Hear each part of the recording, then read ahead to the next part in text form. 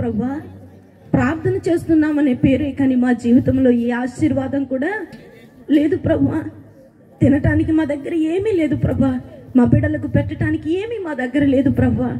కానీ నీ సన్నిధిని మేము వెంబడిస్తున్నాం ప్రభువా అని చెప్పి మీరు దేవుని సన్నిధిలో ప్రార్థన చేశారు. ప్రభు ఆ ప్రార్థన ఆలకించినటువంటి దేవుడు ఈ రాత్రి మిమ్మల్ని ధైర్యపరచడానికి ఇంకా ఆశీర్వాదం ఎంత దూరం ఉందో తెలుసా?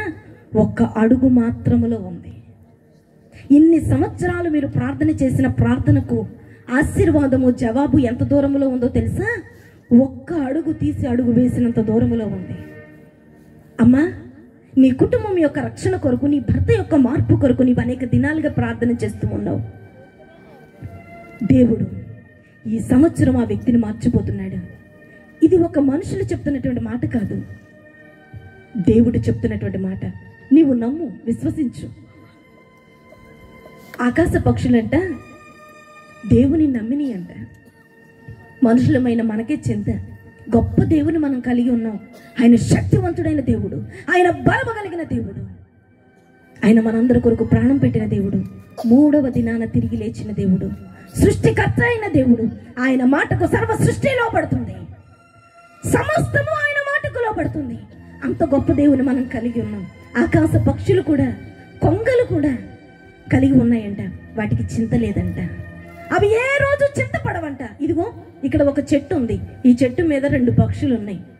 చెట్టు కింద మనం ఉన్నాం. మనం అందరం చాలా చింతలను కలిగి ఉన్నాం. చాలా చింతలు ఉన్నాయి.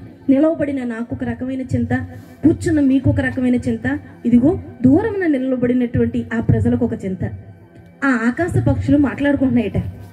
ఒక పక్షి అంటుందంట, అయ్యో ఈ మనుషులకు ఇంత చింత ఎందుకు, అన్నిటికీ ఏడుస్తారు ఎందుకు అని చెప్పి ఒక పక్షి అంటుంటే ఇంకొక పక్షి అంటుందంట, ఏమో మనకున్నట్టు పరలోకపు తండ్రి వారికి లేడేమో, అందుకే ఏడుస్తున్నారేమో అందట ఇంకొక పక్షి.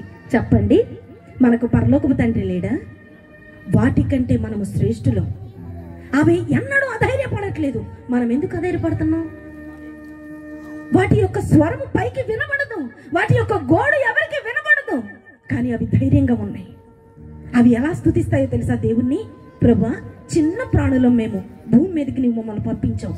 భూమి మీద మేము నివసించినంత కాలము కూడా మమ్మల్ని చూసుకోవలసిన బాధ్యత నీది అని ఒక చిన్న పక్షులే అంత నిరీక్షణను కలిగి ఉంటే మన కొరకు దేవుడు ప్రాణం పెట్టాడు.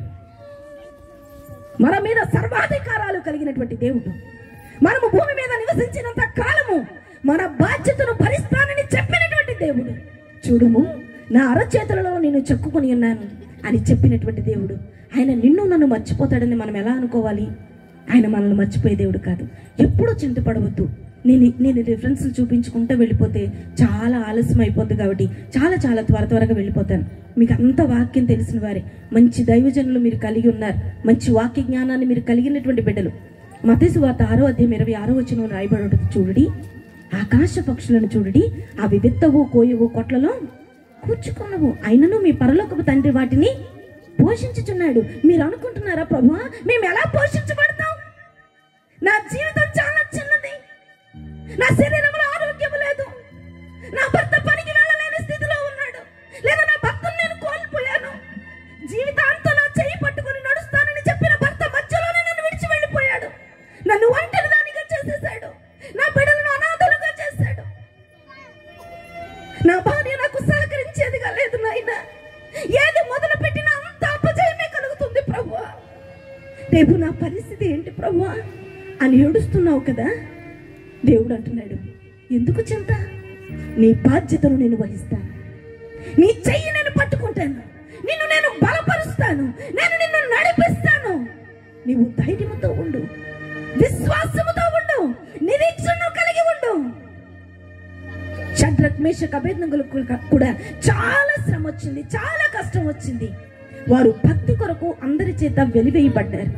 భక్తి నిమిత్తమే శ్రమలోనికి వెళ్ళారు. వారు చేయాల్సినటువంటి భక్తిలో ఏమాత్రము కూడా తగ్గకుండా అగ్నిగుండంలోనికి వెళ్ళిపోవటానికి కూడా వారు సిద్ధపడ్డారు. దేవుడు వారిని ఒంటరివారిగా విడిచిపెట్టాడా? అమ్మా, నీవు అందరినీ విడిచిపెట్టుకొని దేవుణ్ణి వెంబడిస్తున్నావు కదా. దేవుడు నిన్ను ఒంటరివాడిగా ఎలా విడిచిపెడతాడు అనుకుంటున్నావు? ఎందుకు దేవుణ్ణి అలా అడుగుతున్నావు? నా ప్రార్థన నీకు వినబడట్లేదా? నా పక్కన వాడు భక్తి చేయకపోయినా వాడు దీవించబడుతున్నాడే. నా పక్కన ఉన్నటువంటి సహోదరి, వారు నిన్ను ఎరుగని ప్రజలైనా వారు దీవించబడుతున్నారయ్యా. నా జీవితం ఎందుకు ఇలా ఉందని అడుగుతున్నావా? అమ్మా సహోదరుడా, దేవుడు నిన్ను ప్రేమిస్తున్నాడు. నీ శ్రమలో ఆయన నిన్ను విడిచిపెట్టడు. నీవు ఎంత శ్రమ అనుభవిస్తున్నావో అంత ఘనమైన సాక్ష్యముతో ప్రభు తన ఆలయంలో నిన్ను నిలవబెట్టుకోబోతున్నాడు. అందరికంటే బలమైన సాక్ష్యాన్ని ప్రభు నీ జీవితంలో చేయాలి అనుకుంటున్నాడు. ధైర్యముతో ఉండు, విశ్వాసముతో ఉండు, నిరీక్షణతో ఉండు. దేవుడు అంటున్నాడు, కొండలు లోయలలో నిన్ను నడిపించినప్పటికీ కూడా జలధారులు నడిచేటువంటి ప్రాంతంలోనికి నేను నిన్ను, పాలు తేనెలు ప్రవహించు దేశంలోనికి నేను నిన్ను తీసుకుని వెళతానని ద్వితీయోపదేశకాండము 28వ అధ్యాయము 9 నుంచి కొన్ని వచనాల్లో రాయబడి ఉంది. దేవుడు నీకు వాగ్దానం చేస్తున్నాడు, ధైర్యముగా ఉండు. షడ్రక్ మేషక్ అబేద్నెగోలు కూడా వారంట ఏమాత్రం భయపడలేదంట, ధైర్యంతో వెళ్ళిపోయారు. చింతపడలేదు, వారికి చింత లేదు. ధైర్యంతో ఎప్పుడైతే వారు అగ్నిగుండంలోనికి వెళ్ళిపోయారో వారు ముగ్గురే, కానీ 4వ వానిగా మన దేవుడు దిగి వచ్చాడు. వారి తల వెంట్రుకలు కూడా కాలిపోకుండా దేవుడు కాపాడాడట. వారిని ఉపయోగించుకొని ఆ దేశంలో దేవుని నామాన్ని ఆయన ఘనపరుచుకున్నాడు. నేనంటాను, ఎంతమంది ఉండగా ఈ శ్రమను దేవుడు నీ జీవితంలోనికి ఎందుకు అనుమతించాడో తెలుసా? ఈ కార్యమును చేసి నిన్ను బట్టి ఆయన తనను తాను ప్రత్యక్షపరచుకోవాలనుకున్నాడు. నిన్ను విడిచిపెట్టడానికి కాదు, నిన్ను అనాథగా చేయడానికి కాదు, నిన్ను చంపేయడానికి కాదు. ఒకప్పుడు నా కుమార్తె మరణ పంచుల్లోనికి వెళ్ళిపోయింది. చిన్న బిడ్డ, సరైనటువంటి వైద్యము చేయించుకోవడానికి ధనము లేదు, చచ్చిపోతుందని డాక్టర్లు చెప్పారు. చిన్న బిడ్డను పట్టుకొని ఆయన ఆ మందిరంలోనికి తీసుకొని వెళ్ళి ఇలాగే ప్రార్థన జరుగుతుంటే బలిపీఠం దగ్గర కింద వేసి చంపేయి. చూపించుకునే స్తోమత మాకు లేదు. కళ్ళ ముందు కళ్ళ బిడ్డ చచ్చిపోతే భరించే శక్తి మాకు లేదు. మేము యథార్థంగా భక్తి చేస్తున్నాం అయ్యా, మాలాంటి వారికి ఎందుకు ఇంత శ్రమను పెట్టావు ప్రభువా అని ఒకప్పుడు నేను అడిగాను. డాక్టర్లు ఇంకా నీ బిడ్డ ఒక 2-3 రోజులు బ్రతుకుద్ది అని చెప్పారు. కానీ నా దేవుడు మమ్మల్ని అనాథలుగా విడిచాడా? డాక్టర్లు చేయలేని కార్యం, వైద్యం చేయలేని కార్యం ప్రభు ఇలాగే మాట్లాడుతూ ఉన్నాడు. వాక్యం మాట్లాడుతూ నీ బిడ్డ శరీరంలో ఉన్న ప్రతి ఒక్క ఇన్ఫెక్షన్ కూడా ఇప్పుడే నేను బంధిస్తున్నానని ప్రభు వాగ్దానం చేశాడు. ఆ మాటను మేము నమ్మాం. అప్పటికి 21 రోజు నుంచి కన్ను తెరను నా బిడ్డ లేచి డ్రమ్ము కొట్టడం ప్రారంభించింది. చప్పట్లు కొట్టి దేవుని మహిమపరచండి. నాటి నుండి నేటి వరకు నా కుమార్తెను దేవుడు సజీవురాలుగా నిలవబెట్టాడు. నన్ను ఒకలాగా నిన్ను ఒకలాగా దేవుడు ప్రేమించట్లేదు. మనలందరినీ దేవుడు ఒకే రీతిగా ప్రేమిస్తున్నాడు. నేను అంటాను, దేవుని ప్రజలుగా ఉన్న మనము సంఘములో ఐక్యతను కలిగి ఉండాలి. కొంగలు ఐక్యంగా జీవిస్తాయి. దేవుని సంఘంలో ఒక రక్తంలో కడగబడినటువంటి బిడ్డలమైన మనం దేవుని కార్యాలను, ఆశీర్వాదాలను మనం ఎలా పొందగలుగుతామో తెలుసా? సంఘంలో అందరూ ఒక దగ్గర కూర్చుంటే మనం ఒక దగ్గర కూర్చొని, అందరూ కలిసి ప్రార్థన చేస్తుంటే నువ్వు సపరేట్గా ప్రార్థన చేసి, అందరూ ఒక చోట భోజనం చేస్తుంటే నువ్వు సపరేట్గా చేసి, దేవుని కార్యాలు అలా జరగవు. 133వ కీర్తనలో రాయబడి ఉంది కదా, ఆశీర్వాదమును శాశ్వత జీవమును అచ్చట ఉండవలెనని యెహోవా సెలవిచ్చుచున్నాడు. ఎచ్చట ఉండవలెనని? సహోదరులు ఐక్యత కలిగి సంఘమంతా కూడా కలిసి ప్రార్థన చేసే స్థలములో నీవు నీ కుటుంబం ఉండాలి. ఆకాశములో పయనించే ఆ కొంగలకు ఎప్పుడు ఒంటరితనమో తెలియదు. అవి ఎక్కడికి ప్రయాణం చేయాలి అన్నా అవి ఒక గుంపుగా ప్రయాణం చేస్తాయి. జెడ్ షేప్లోనో, జే షేప్లోనో, ఎల్ షేప్లోనో అవి ఒకే రీతిగా వెళతాయి తప్ప అవి ఒంటరిగా వెళ్ళటానికి ఇష్టపడవు. దేవుని పిల్లలైన మనము ఎప్పుడూ సంఘముతో అంట కట్టబడి ఉండాలి. సంఘ ప్రార్థనలలో నిలిచి ఉండాలి. అప్పుడు మన జీవితాలు దీవెనకరంగా ఉంటాయి.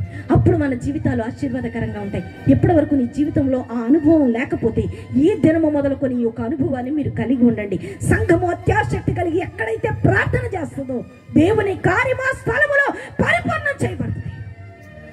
సహోదరులారా, పొంగలు ఒక గురిని కలిగి ప్రయాణం చేస్తాయట. వాటికి ఒక గురి ఉంటుంది. ఈ ప్రాంతంలో ఉన్నాయి. ఇక్కడ ఆహారము కరువైతే వాటికి ఎక్కడ ఆహారము దొరుకుద్దో అక్కడికి పయనించి గురి కలిగి అవి ప్రయాణం చేస్తాయంట. దేవుని పిల్లలమైన మనము భక్తి చేస్తున్నాం. ఎందుకు భక్తి చేస్తున్నాం అని ఇందులో ఒక్కొక్కరిని పిలిచి అడిగితే అర్థం లేని ప్రశ్నలు ఉంటాయి. అమ్మా, నువ్వు దేవుని సన్నిధికి ఎందుకు వస్తున్నావు అంటే చాలా మంది అంటారు, ఏమండి పిల్లలు లేరండి, పిల్లలు పుడతారని దేవుని దగ్గరకి వస్తున్నామండి, ఏమండి మాకు చాలా రుణాలు ఉన్నాయి, అప్పులు ఉన్నాయి, అవి తీరుతాయని దేవుని దగ్గరికి వస్తున్నామని చెప్తా. నేను అంటాను, అది గురి కలిగిన భక్తి. ఈరోజు దేవుడు నీకు ఆస్తిని ఇస్తాడు, నీ ఆత్మకు రక్షణ లేకపోతే ఇంత లోకాన్ని సంపాదించుకొని, వెండి బంగారాలను సంపాదించుకొని, ఇంటిని సంపాదించుకొని, బంధువులను సంపాదించుకొని, వాహనాలను సంపాదించుకొని, రక్షణ లేకుండా నీవు చచ్చిపోతే నీ ఆత్మ యుగ యుగాలు కూడా నరకములో కాలిపోతాయి.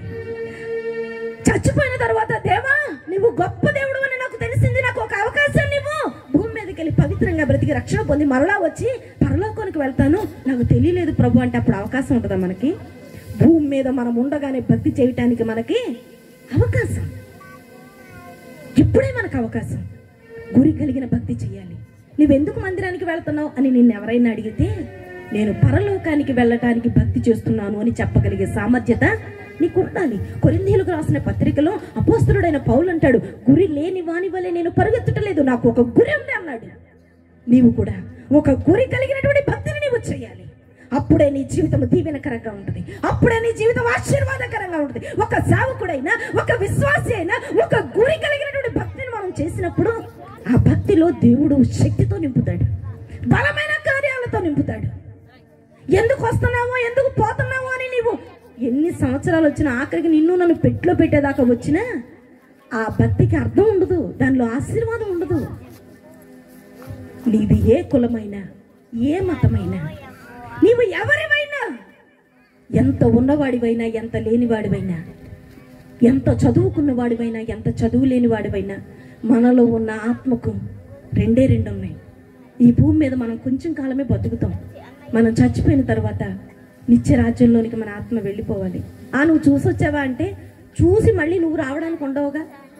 పరిశుద్ధ గ్రంథం చెప్తుంది, ఎవరైతే యేసును సొంత రక్షకునిగా అంగీకరించి బాప్తిస్మం పొంది భక్తి మార్గంలో నడుస్తారో వారు నిత్య రాజ్యానికి వారసులు అవుతారట. ఇది బైబిల్ చెప్తుంది. బైబిల్ని మేము నమ్మాము, మీరు నమ్మారు, ఇంకా అనేకులు ఆశ్రయించారు. దేవుని రాకడ సమీపంగా ఉంది, లోకము బాగుపడుతూ వెళుతుందని ప్రజలు చెప్తున్నారు, లోకం అప్డేట్ అవుతుందంటున్నారు, లోకం మోటంలోకి వెళ్తుంది అంటున్నారు. కానీ కాదు, లోకము నిత్యనాశనం వైపునకు వెళుతుంది. ఒకప్పుడున్న సంస్కారాలు నశించిపోతున్నాయా, ఇంకా పెరుగుకుంటూ వెళ్తున్నాయండి. పెద్దవారు ఉన్నారు, వాళ్ళకి చాలా ఇష్టం చక్కని వస్త్రధారణ, అమ్మాయిలు ఒక సంస్కారాన్ని కలిగి ఉండడం, అబ్బాయి బాధ్యత కలిగి ఉండడం, అలాంటివి చాలా వాళ్ళ వయసులో వాళ్ళు చూశారు. అమ్మ లోకం అప్డేట్ అయింది అంటున్నారు, అంటే సంస్కారం పెరిగింది అంటున్నారు. సంస్కారం పెరిగిందా? వాస్తవానికి సంస్కారం, ఒకప్పుడు చక్కగా ఇంటి పనులను చక్కబెట్టే స్త్రీ ఈనాడు ఏం చేస్తుందంటే, నా దగ్గర ఫోన్ లేదు, ఫోన్ ఆడుకుంటుంది. ఏంటి అని ఎవరన్నా అడిగారనుకోండి, మొహం పగలగొట్టేస్తుంది దాంతో. ఏంటంటే లోకం అప్డేట్ అయింది అంటుంది. లోకం అప్డేట్ అవుతూ వెళ్ళట్లేదు, దేవుని రాకడ సమీపంగా ఉంది. సంస్కారాలన్నీ కూడా తుడిచిపెట్టబడుతూ ఉన్నాయి. ఒక మానవ నైతిక విలువలు కూడా చచ్చిపోతున్న దినాల్లోనికి మనం వస్తున్నాం. ఇలాగ మీకు సువార్త కూడికలు ఏర్పాటు చేసి సేవకులు ఎంతో ప్రయాసతో, ఎన్నో బాధలను పడి, కష్టాలను పడి, ధనాన్ని ఖర్చు పెట్టుకొని, లైట్లు కట్టుకొని, ఈ పట్టాలు వేసి, ధనం ఇచ్చి సేవకులను పిలిపించుకొని, ఈ యొక్క ప్రాంతంలో ఉన్న ప్రజలందరూ రక్షించబడాలి, దేవుని మాటలు వినిపింప చేయాలనే బాధ్యతతో, కన్నీటితో ఈ సభలను వారు ఏర్పాటు చేశారు.